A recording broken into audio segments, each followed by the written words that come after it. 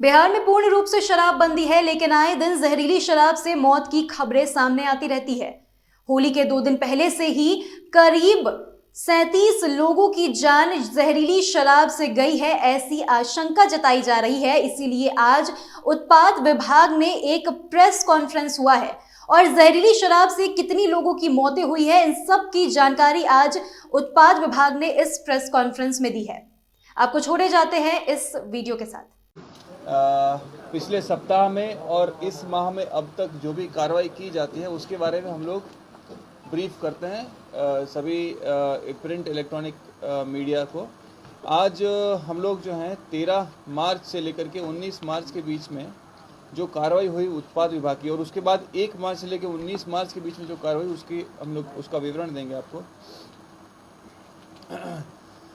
13 मार्च से लेकर 19 मार्च के बीच में लगभग 21,000 छापेमारी की गई है विभाग की तरफ। 21,000 के ऊपर 21,545 टू बी प्रिसाइज। और इस दौरान शराबबंदी के कुल 3,058 अभियोग दर्ज किए गए हैं और इस दौरान 3,678 अभियुक्तों की गिरफ्तारी भी की गई है।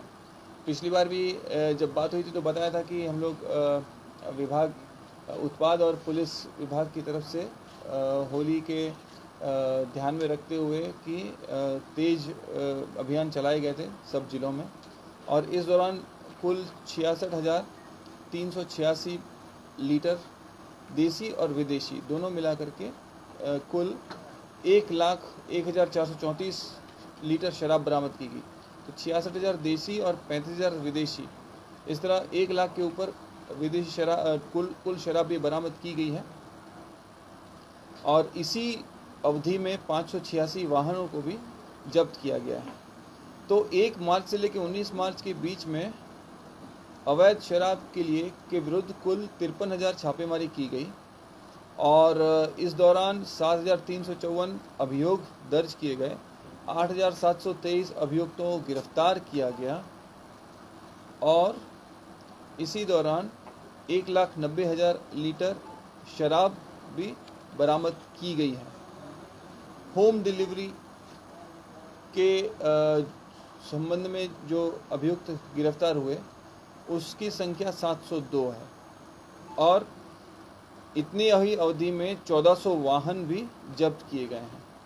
और हम लोग रिवर पेट्रोलिंग कर रहे हैं, उसमें भी शराब जब्त की जा रही है। जो चेक पोस्ट पर वाहन जांच हो रही है उसमें भी जब्त की जा रही है। और कॉल सेंटर पर भी कॉल की संख्या जो है वो अब एवरेज प्रतिदिन 310-320 के आसपास आ रही है, जिससे कि रिकवरी की संख्या बढ़ी। और जो कॉल सेंटर से जो कॉल जाते हैं, जो जिलों में ALTF है, एंटी लिकर टास्क फोर्स, उनके माध्यम से छापेमारी करवाई जाती है और पूरे राज्य में 200 से अधिक ALTF कार्यरत हैं। छोटे जिलों में कम है, बड़े जिलों में ज़्यादा है, तो उनकी संख्या जो है वो 4-5 से लेकर के 10 के बीच में वेरी करती है। और उनके कार्यों में सहयोग प्रदान करने के लिए उनको वाहन, उनको CUG का सिम और उनको मोबाइल इत्यादि भी उपलब्ध कराया जा रहा है। मतलब आवश्यक संसाधन भी उपलब्ध कराए जा रहे हैं।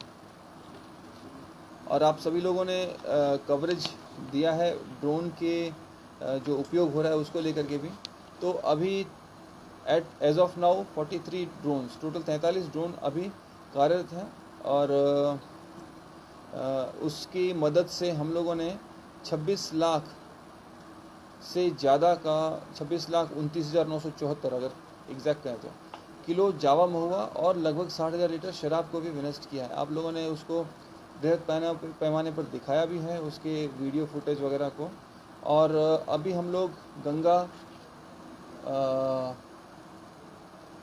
गंडक, सोन, घाघरा आदि नदियों की भी हम लोग मैपिंग तैयार कर रहे हैं, ताकि उस जगहों पर जो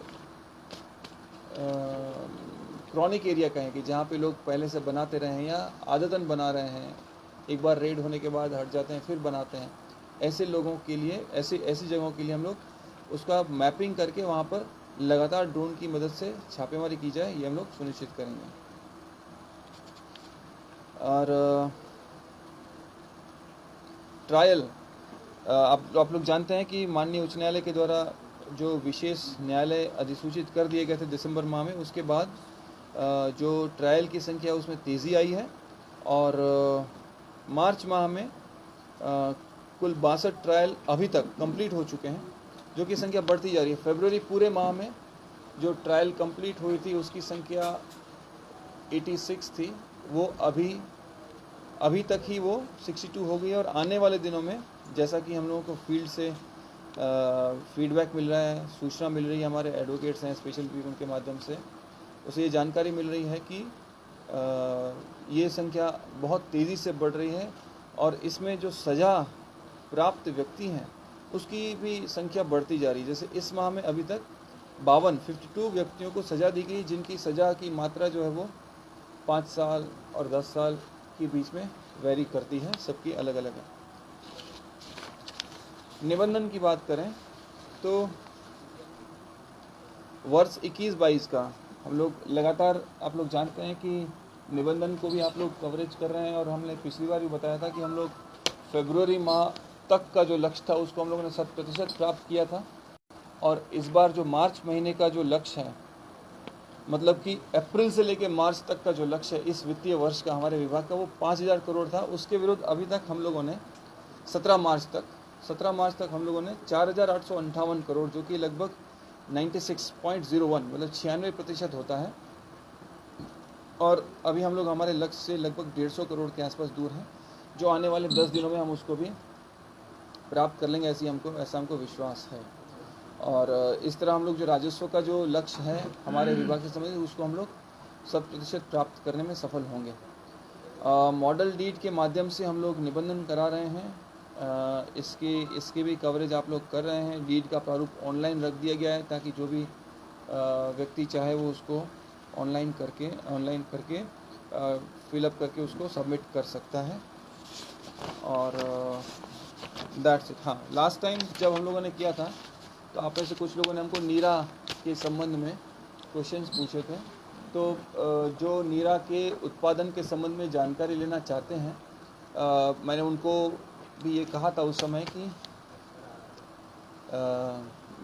जीविका के माध्यम से जिलों में यह कार्य किया जाता है। स्वयं सहायता समूह जो हैं उनके संगठन हैं हर जिलों में, जो नीरा उत्पादक समूह बनाए गए हैं और वो लोग उसको मोबिलाइज़ करना और उसको सेल करना, ये काम वो लोग करते हैं। तो जब से शराबबंदी लागू हुई उसके बाद से जो हमारे ताड़ के पेड़ थे उस पर से नीरा की जो उत्पादन की जो संभावना है उसको देखते हुए 17-18 से ही इसकी अलग अलग स्कीम्स शुरू हो गई। तो उसके तहत क्या होता है कि जो नीरा उत्पादक है उन लोगों को आइडेंटिफाई करना, उनकी ट्रेनिंग कराना, उनको अनुज्ञप्ति निर्गत करना, ये सारे कार्य में जीविका और उत्पाद विभाग का सहयोग रहता है आपस में। और विगत 4 वर्षों में कुल 14 लाख लीटर नीरा का संग्रहण किया गया और इसमें से लगभग 13 लाख नीरा का विक्रय भी हुआ इसी दौरान। और 22-23 में के लिए भी योजना बनाई जा चुकी है और ये जीविका के माध्यम से कराया जा रहा है। मैं फिर से आपको बता दूं, और 38 जिलों में 12,893 नीरा उत्पादकों का चयन और प्रशिक्षण का लक्ष्य रखा गया है। और ये इतने उत्पादकों को आइडेंटिफाई करना, उनका ट्रेनिंग कराना, ये काम पूरा हो चुका है। इस वित्तीय वर्ष में ही जो उत्पादक समूह होते हैं उसका लक्ष्य था 460, जिसमें से 272 बन चुके हैं और बाकी प्रक्रिया में। और इस साल का 46 लाख लीटर नीरा उत्पादन का लक्ष्य रखा गया है और इसको 1672 बिक्री केंद्रों के माध्यम से इसको बिक्री कराया जाएगा। और अब तक 1666 बिक्री केंद्रों को चिन्हित किया जा चुका है। ठीक, अब नीरा के संबंध में आपको और कोई प्रश्न हो तो बोलिए। सर, नीरा को लेकर जो आपने कहा, इसके पहले भी सरकार ने एक बड़ा अभियान चलाया था। कई जगह पे आपका स्टेट हाईवेज या तमाम जगहों पे नीरा के स्टॉल भी लगाए गए, लेकिन वो ऐसे ही रहेगा। फिर एक बार कहा जा रहा है कि नीरा को एक विशेष तौर पर आगे लाया जाएगा, तो क्या लगता है इस बार ये सफल हो पाएगा? देखिए, नीरा के स्टॉल्स लगे थे और नीरा के स्टॉल्स फिर से लगेंगे। जब लगे थे, आप लोग जानते हैं, अगर आप पटना के रहने वाले हैं तो पटना में इको पार्क और जू के आसपास भी स्टॉल्स लगे थे। और क्योंकि ये सीजनल है, आप सभी लोग जानते ही हैं, ये सीज़न अभी शुरू हुआ है तो उसी हिसाब से इसमें किया जाता। अब तक जैसा मैंने आपको बताया कि जितना उत्पादन हुआ था उसका 95% सेल हो चुका था उस समय भी, तो ऐसा कुछ नहीं है कि इसमें कुछ फेल होने वाली कोई बात है। सर एक सवाल है सर, बीते 2 दिनों में 35 से ज़्यादा लोगों की मौत हो चुकी है और ये बताया जा रहा है कि जहरीली शराब से मौत हुई है। सर विभाग की तरफ से क्या उत्तर? देखिए, आप जो फिगर दे रहे हैं वैसा फिगर हमारे पास कोई नहीं है। आप जो बता रहे हैं, पहली बात तो कि जो फिगर है अगर आपके पास हो तो हमको दे दीजिए, किस जिलों में किसकी आप बात कर रहे हैं।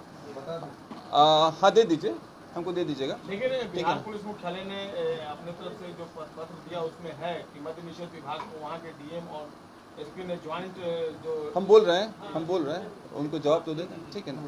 तो जो बात है कि बांका, भागलपुर और मधेपुरा, ये 3 जिलों का न्यूज़ जो कल शाम में चला था, उन तीनों जगह से बात हुई है और तीनों जगह से प्रतिवेदन भी प्राप्त है।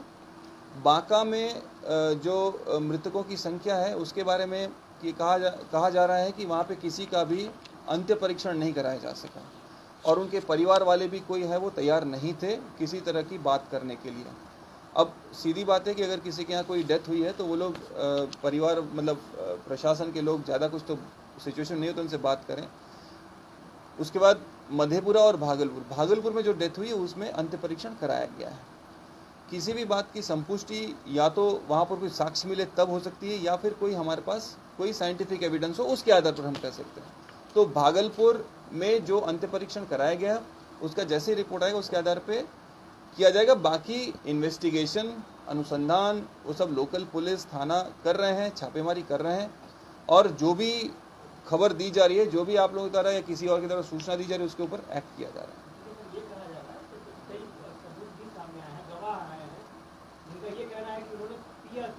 हाँ हाँ, उनके परिवार वाले भी कह रहे हैं, आस-पड़ोस के लोग भी कह रहे हैं कि नहीं ये शराब पिया गया था। क्या आप लोगों के स्तर से कुछ पता किया गया है कि जो बयान आया है सामने वो सही बयान है या कोई? देखिए, आपका ये कहना कई लोगों ने कहा था, ये हमें कोई जानकारी इसकी यहाँ पर नहीं है। मैं आपसे वही कह रहा हूँ, अगर आपको कोई जानकारी तो हमें साथ शेयर कीजिए, हम उसको लोकल इन्वेस्टिगेशन में देंगे। और इन्वेस्टिगेशन चल रहा है, हमारे पास इंटरिम रिपोर्ट आया है जिसके आधार पर हम अभी आप लोगों से बात कर रहे हैं। सर कई लोगों ने नहीं, कुछ भी लोगों ने नहीं कहा, 1-2 लोग भी नहीं कह रहे क्योंकि लगातार जो वीडियो वायरल हो रहा है उसमें जो शख्स एडमिट है हॉस्पिटल में वो कह रहा है कि मैंने शराब पी थी उसके बाद मेरी तबीयत खराब हुई। हाँ जी, तो इसको कितनी गंभीरता नहीं, तो गंभीरता से तो वो तो हम कहाँ आपको कुछ डिनाई कर रहे हैं, मतलब ये बात नहीं है, मतलब उसमें ये बात नहीं है। सबसे बात करूंगा, चिंता ना कीजिए, ठीक है ना। कोई बात नहीं, हम अरे भाई हम तो जो जिससे बात कर रहे हैं उसे आप चलते रहेंगे, आप लोग करते रहिएगा अपना रिकॉर्ड, हमें कोई प्रॉब्लम नहीं है, ठीक है। हम वही कह रहे हैं आपको कि हमने उनको भी कहा, इनको भी कहा, आपको भी कह रहे हैं, ठीक है। लोकल प्रशासन की तरफ से इन्वेस्टिगेशन जारी है। अभी प्रिलिमिनरी रिपोर्ट जो आया है उसके आधार पर हम कह रहे हैं कि जो भी बात सामने आएगी उसके आलोक में कार्रवाई होगी। सर एक और सवाल है, जिसमें से रविवार को अगर हम बात करें तो पटना में कई शराब फैक्ट्रियों का खुलासा किया गया है। क्या उन फैक्ट्रियों से बरामद शराब की जांच कराई जाएगी कि क्या वो नकली थे या उनके मानक सही थे या नहीं? देखिए, जो भी सैंपल बरामद होता है ना उसकी जांच होती है, ठीक है। चाहे कहीं से भी गाड़ी में से मिले या किसी के पॉकेट से मिले या किसी फैक्ट्री से मिले या कहीं से मिले, शराब का सैंपल की हमेशा जांच कराई जाती है। और ये बात आपका कहना कि मानक के अनुसार है कि नहीं, सीधी बात है वो नकली थी, ठीक है। ये तो कॉमन सेंस की बात है कि अगर कहीं पर नकली फैक्ट्री बनी हुई है, यहाँ पे मानक के अनुसार तो बन ही नहीं सकता है, ठीक है, तो वो नकली होगी ही। बट हाँ, अब ये कहना कि वो कितनी नकली है, परसेंटेज क्या, उसका केमिकल कंपोजिशन क्या, ये सब उसका डिटेल जब टेस्टिंग होगा उससे मिल कई जिलों में कार्रवाई हुई, लाखों लीटर शराब बरामद हुए, उसकी जांच भी की गई, पर उसके जांच रिपोर्ट को क्या आज तक सार्वजनिक मीडिया के समक्ष किया गया? नहीं, वो जांच रिपोर्ट सार्वजनिक आपको किसी की चाहिए तो बोलिए। बेसिकली एविडेंस का हिस्सा होता है, इन्वेस्टिगेशन का हिस्सा होता है, ठीक है। तो इसमें ऐसा कुछ नहीं है कि कोई पब्लिक डॉक्यूमेंट है जिसको कि हम लोग प्रचारित कर दें। अगर आप किसी की चीज़ के बारे में जानना चाहते हो आप जानकारी प्राप्त कर सकते हैं। मतलब सर ये जो मौजूदा प्रकरण जो सामने आया है इसमें मद्य निषेध मांगता है कि ये जहरीली शराब से मौत हो सकती है? नहीं, देखिए, हम किसी भी तथ्य से इनकार नहीं कर रहे हैं, हम मानता नहीं मानता की बात ही नहीं कर रहे। हम वही कहेंगे जो हमारे पास जिसके एविडेंस अवेलेबल होंगे, जिसके आधार पे हमको सूचना दी जाएगी, ठीक है। आप हम लोगों को सूचना उपलब्ध कराइए, हम लोग इन्वेस्टिगेशन कर रहे हैं, हमारा जिला प्रशासन भी इन्वेस्टिगेशन करा रहा है वहाँ पर स्थानीय स्तर पर, और जो भी बात सामने आएगी हम उसको आपसे सामने रखेंगे। और हम तो अभी अंतिम निष्कर्ष पर नहीं पहुंचा जा सकता, ऑब्वियसली नहीं, क्योंकि जब तक, और हम तो हर सोमवार से बात करते हैं आपसे।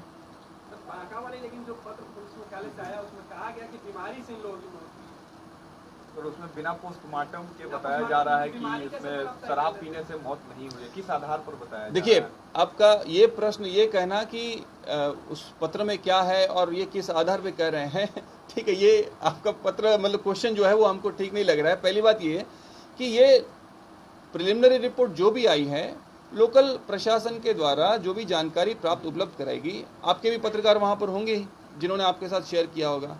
मैं आपको भी ये रिक्वेस्ट करूँगा कि वो आप लोकल इन्वेस्टिगेशन टीम को दीजिए, ठीक है। हम लोग ओपन हैं, हम लोग किसी बात से डिनाई नहीं कर रहे हैं, हम लोग ओपन हैं, हम लोग उसमें छापेमारी भी होगी और इसके लिए जो जिम्मेदार होगा उनकी अरेस्टिंग भी होगी और सजा भी होगी। और ये हुआ है, आप लोग जानते हैं कि ये लगातार पिछले महीनों में जहाँ जहाँ पर इस तरह की कार्रवाई घटनाएं हुई वहाँ पे सब जगह अरेस्टिंग हुई है। उसके मुख्य जो अभियुक्त थे उनको भी ट्रेस करके, भले ही 2 नहीं तो 4 दिन लगा, बट उसको भी ट्रेस करके पकड़ के अरेस्ट करके जेल भेजा गया। सर क्या लगता है, इतना कवायद की जा रही सरकार के द्वारा, ड्रोन और छापेमारी तमाम कवायद की जा रही, लेकिन फिर भी शराब के मामले लगातार आ रहे हैं, पकड़े जा रहे हैं, छापेमारी हो रही है, लेकिन रुक नहीं रहा है। तब क्या इसके पीछे क्या कमजोरी क्या रह रही है? देखिए, कमजोरी की कोई बात नहीं है, आप सभी लोग जानते हैं, हम सभी लोग इसी समाज में रहते हैं कि कोई कानून बनता है तो उसको तोड़ने वाले लोग होते ही हैं। वो चाहे कानून कोई भी हो, मद्य निषेध हो या NDPS हो या कोई अन्य कानून हो, तो वो तो हमेशा रहेगा। और बात यह है कि हम लोग उसको इन्फोर्स करा पा रहे हैं कि नहीं, और हम लोग इन्फोर्स कराने की पूरी, और जैसा आपने कहा कि ड्रोन है या अन्य उपकरण है, अन्य टेक्नोलॉजी है, हम लोग हर तरह के प्रयास करने के लिए तैयार हैं। हम लोगों को सही इनपुट जहाँ से भी मिलता है, हम लोग उस हिसाब से लोग उस पर एक्ट करते हैं। अगर आपकी तरफ से भी कोई इनपुट आएगा तो हम उस पर भी एक्ट करेंगे। और सिवान के बारे में क्या कहना है?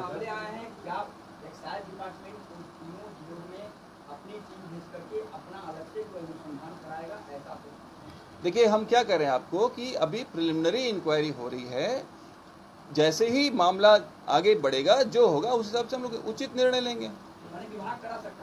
उचित निर्णय उचित समय पर लिया जाएगा। मधेपुरा और सिवान बता दीजिए। सिवान क्या हुआ? आज हुई है।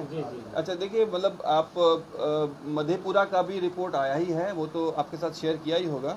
तो उसमें भी किसी का भी अंत्य परीक्षण नहीं हो पाया है, ठीक है। होता क्या है, आप लोग भी जानते हैं कि इसमें जब डेथ हो जाती है तो कोई आदमी चुपचाप अपना, उनको चाहते हैं कि जल्दी से जल्दी हम लोग किसी को कुछ पता ना चले।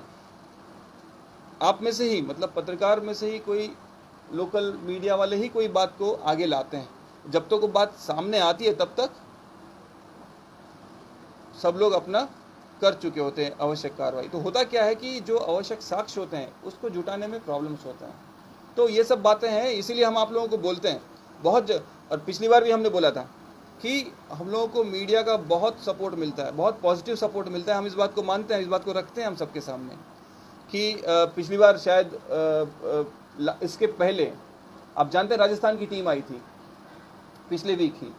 पिछले सप्ताह जब राजस्थान की टीम आई थी यहाँ पर मद्य निषेध को स्टडी करने के लिए, तो उन्होंने हमसे एक प्रश्न पूछा। उन्होंने पूछा कि मीडिया का क्या रोल है, मीडिया तो बड़ा नेगेटिव लिखती है।